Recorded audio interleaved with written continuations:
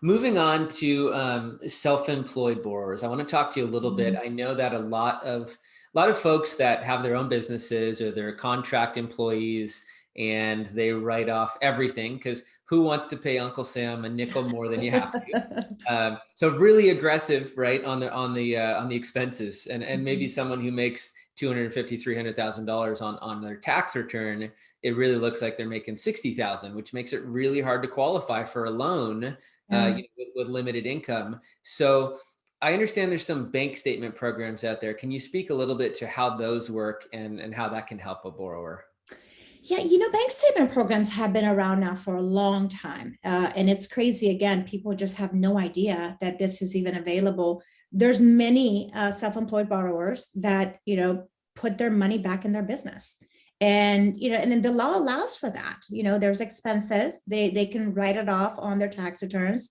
And unfortunately, the regular financing requirements, they would like to see tax returns and W-2s and pay stubs, and that's just not for every borrower. So the bank statement programs, we actually gather whether it is, different programs have different requirements. Some are 12 months, some are 24 months.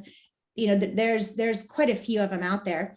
But on this particular one that I actually can remember, this was actually the one that we completed last month.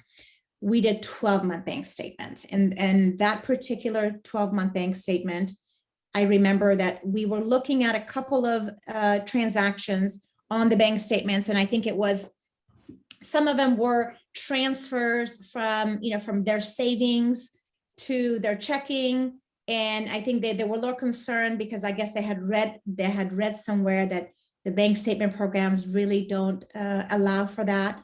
But it's really simple program that they look at deposits. That's really what they're looking for. It's Mhm. for different buyers that maybe have a lot of business in and out of their checking, a lot of deposits coming and going. And that's what they look at. It's not about looking at their tax returns and what they show in income. It's just about how much deposit they have going into the bank. Okay, so they look at what's going into your bank account, and then they more or less kind of use that as more or less as income. Yeah, absolutely. There's not as many bank statement programs that are requested. And I think it's just because people don't know about it. I do have a lot of borrowers that come to me that are self-employed, that are investors. And those are the ones where they've already had, a couple of homes, and they just don't understand, why they don't qualify. And then we, of course, introduce them to the bank statement program. And that's mostly when they're amazed and they tell their friends and all the other self-employed, family members. And that's when things really get interesting. Interesting. Yeah, so that's a good point. It's not just if you write off a lot of expenses, it's also if you have a lot of properties or you have a Yeah, more convoluted situation where there's a lot of moving pieces, that's and right. if you're just simply calculating debt to income off of a tax return, it may not work, but with this program it could. That's right.